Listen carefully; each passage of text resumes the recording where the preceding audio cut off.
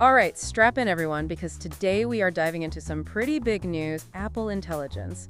You've probably seen the headlines. This new AI feature is launching in beta this April, in Spain and across Europe. Huge. Yeah, huge move by Apple, right? And you might be thinking, okay, another AI assistant, like what's the big deal?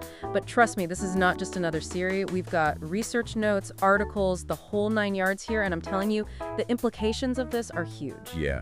What's fascinating to me is that Apple Intelligence, it's not living in the cloud somewhere. It's running directly on your device. So iPhones, Macs, iPads, it's going to be banked right into iOS 18.3.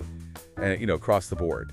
That's a pretty strong signal that Apple's betting big on this. Okay. So before we get lost in the weeds here, let's start with the basics. What exactly is Apple Intelligence? Give us the rundown, but in plain English, please.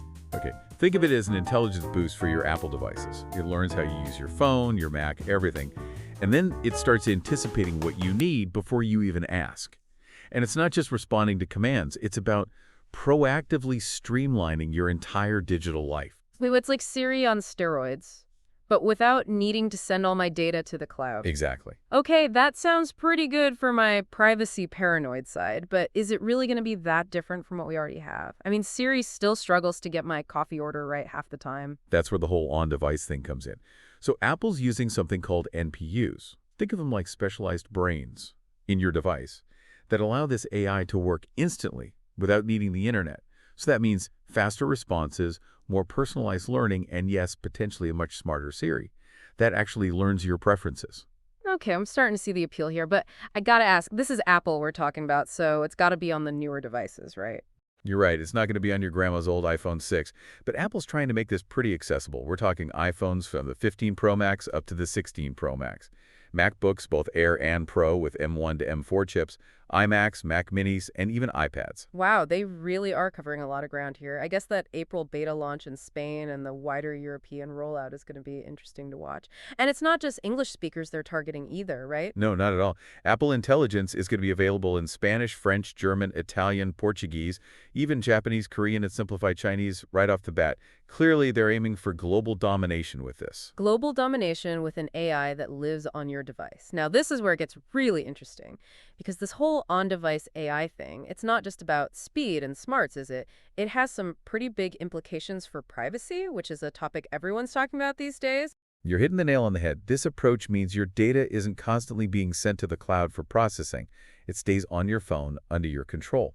That's a pretty huge selling point in a world where data breaches are practically a daily occurrence. Yeah, I'm definitely getting more intrigued by the minute. So, on-device processing, powerful NPUs, global language support. Apple's clearly pulled out all the stops for this. But how does all of this actually translate into real-world benefits for the average user? I mean, what are we going to see differently when we're using our iPhones or Macs? Think about a Siri that actually understands your context, learns from your habit, and suggests things you actually need. Imagine your Mac automating tasks, freeing up your mental energy for more important things. That's the kind of seamless, intuitive experience Apple Intelligence is aiming for. Okay, now I'm picturing myself actually getting things done instead of endlessly scrolling through social media. That does sound pretty revolutionary. But let's be real, how much of this is hype versus reality? Is this really going to change the way we use our devices, or is it just a fancy new marketing term? Well, we'll have to wait and see what the beta reveals. But one thing's for sure, Apple's going all in on on-device AI. And that's a trend worth paying attention to. This could be the beginning of a new era where our devices become truly intelligent partners, not just tools. And this isn't just about making our life easier, is it? The implications of this technology extend far beyond our personal devices. We're talking about a potential shift in the entire tech landscape. You're absolutely right. Apple's making a statement with this launch. They're betting on a future where privacy and on-device processing are paramount. And that could have ripple effects throughout the entire industry. Yeah, I'm already starting to think about how this could impact everything from healthcare to education, to the way we interact with the world around us. And that's just the tip of the iceberg. The real excitement lies in the unknown. What unforeseen innovations will emerge as developers get their hands on this technology? What new possibilities will unfold as AI becomes more personal, more powerful, and more private? All right, folks, we've covered a lot of ground in this first part of our deep dive. We've explored what Apple Intelligence is, how it works, and the potential impact on our everyday lives. But the story doesn't end there. In part 2, we'll take a closer look at the competitive landscape and see how Apple's approach stacks up against other tech giants like Google and Amazon, who've invested heavily in cloud-based AI. Will this on-device approach be enough to disrupt the status quo? Stay tuned to find out. Welcome back to our deep dive into Apple Intelligence. So we just explored what this new technology is all about and how it might change, how we interact with our devices. Yeah, we talked about a potentially smarter Siri, personalized suggestions, even some serious privacy jerks thanks to all that processing happening right on our devices. Right, and all of that is pretty cool on its own. But now I want to zoom out a bit and think about the bigger picture. Because Apple isn't just, making a new feature. They're making a statement about the future of AI. Okay, I'm listening. What kind of statement are we talking about here? You mentioned comparing Apple's approach to other big players like Google and Amazon. Aren't they all doing the AI thing already? They are, but they're mostly doing it in the cloud. Think about Google Assistant or Alexa. They're constantly sending data back and forth to massive data centers. Apple's going in a completely different direction with this on-device approach, and that could really shake things up. So it's like David versus Goliath, but with AI assistants instead of slingshots? I like it. But let's be honest, those cloud-based systems are pretty powerful. Can a little chip in my phone really compete with all that? That's a great question, and it's one that a lot of people are asking. But remember, Apple's really good at squeezing performance out of their hardware. They design their own chips, like the M series, specifically for their devices, and they're constantly pushing the boundaries of what's possible. So they're basically saying, we can build AI that's just as smart, but it'll live right in your pocket. Pretty bold move. But why go through all that trouble? What's the advantage of doing it this way? Well, we've already talked about privacy, which is a huge selling point for a lot of people, but there's also the issue of speed and responsiveness. When all the processing is happening on your device, you don't have to wait for information to travel back and forth to the cloud. It's instant. Okay, that makes sense. Nobody likes lag, especially when you're trying to get things done. But let's play devil's advocate for a second. Don't cloud-based systems have more computing power? Could they potentially handle more complex AI tasks? It's true that cloud-based systems have access to, vast amounts of computing power, but that doesn't necessarily mean they're always better. Apple's focusing on optimizing their AI for specific tasks that are relevant to the user's experience on their device. So it's about being smart with your resources, not just throwing more computing power at the problem. I can see how that approach could be appealing. But what about the developers? How does all of this impact the people who are actually building the apps and experiences we use every day? This is where things get really interesting. Apple Intelligence opens up a whole new world of possibilities for developers. They can now create apps that leverage the power of AI without having to rely on the cloud.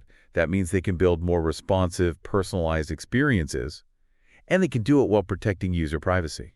So we could see a wave of new apps that are smarter, faster, and more privacy conscious. Sign me up. But let's not get ahead of ourselves. There are bound to be challenges along the way, right? I mean, shifting an entire industry towards on-device AI isn't going to be easy. You're absolutely right. There are definitely hurdles to overcome. One of the biggest is the issue of standardization. Right now, there's no single platform or set of tools for developing on-device AI. Apple's doing their own thing, Google's doing their own thing, and it's all a bit fragmented.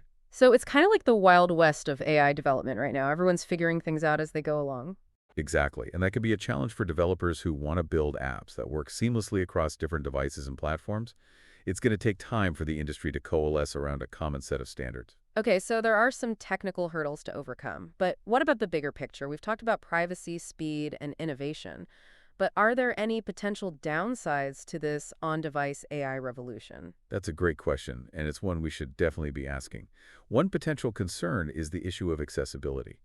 If on-device AI requires specialized hardware, like those MPUs we talked about, then it could create a digital divide between people who can afford the latest devices and those who can't. That's a really important point. We don't want to create a situation where access to powerful AI is limited to a privileged few. It needs to be something that everyone can benefit from. Exactly, and that's going to require careful consideration from Apple and other tech companies. They need to make sure that on-device AI is accessible, affordable, and inclusive. Okay, so we've got some potential challenges to keep in mind, but overall, this on-device AI thing seems pretty promising. We've talked about how Apple's approach stacks up against the competition, the potential impact on developers, and even some of the broader societal implications. But at the end of the day, this technology is all about improving our lives, right? Absolutely, and that's what we'll be exploring in the final part of our deep dive.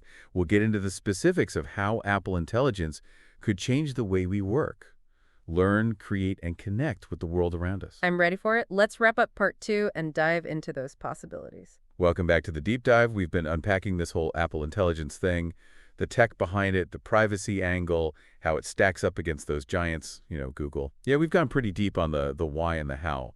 But now comes the really fun part. Let's talk about what this means for you, the person actually using these devices every day. Exactly. Let's get down to brass tacks. How could this change the way we actually live our lives? I'm curious to hear your take on this because I'm already picturing a million different ways this could play out. Well, one area that really jumps out is the potential for personalized learning. Imagine an app that doesn't just throw information at you, but actually learns how you learn best. Okay, that's intriguing. So it's not just about like accessing information, it's about having an AI that figures out the best way to make that information stick in your brain. Kind of like a personalized tutor that lives in your phone. Exactly. It could adapt to your pace, your learning style, even flag concepts you're struggling with, and find new ways to explain them. That could be a game changer for students, people learning new skills, really anyone who wants to keep their brain sharp. I'm already thinking about all the languages I could finally learn if I had an AI coach pushing me along. But it's not just about book smarts, right? I feel like this could also change the way we approach, creativity. That's a great point. Imagine an AI that helps you brainstorm, overcome writer's block, or even suggest melodies for that song you're working on. It's like having a creative partner in your pocket, pushing you to explore new ideas and break through those mental barriers. Now that's a thought. I mean, I'm no Mozart, but having an AI that understands music theory enough to give me feedback or even help me compose, that would be mind-blowing. Talk about unleashing creative potential. It's about augmenting our own abilities, not replacing them. Think of it as a collaboration between human and machine, where each brings its unique strengths to the table. So we're not talking about AI taking over the world, but AI helping us become better versions of ourselves. I like that angle. But let's get real for a second.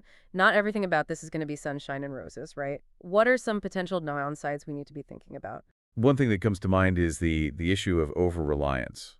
It's easy to get seduced by the convenience of AI and let it do all the thinking for us, but it's crucial to maintain our own critical thinking skills and not become completely dependent on these tools. Right, like with anything, it's about finding that balance. AI can be incredibly powerful, but we need to be mindful of how we use it and make sure we're still in the driver's seat.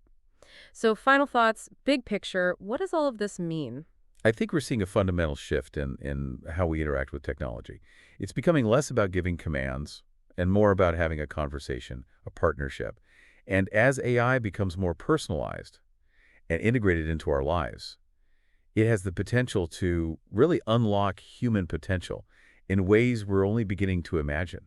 That's a pretty optimistic outlook. I have to admit, I'm cautiously excited about this whole Apple Intelligence thing. And for our listeners out there who are probably just as curious as we are, I think the biggest takeaway is this. Pay attention to what's happening here, because this could be the start of something truly transformative. Yeah. It's an invitation to not just be users of technology, but to be active participants in shaping its future. Well said. Thanks for joining us on this deep dive into Apple Intelligence. It's been a wild ride, and I have a feeling this is just the beginning of the conversation. Until next time, stay curious, stay informed, and keep exploring.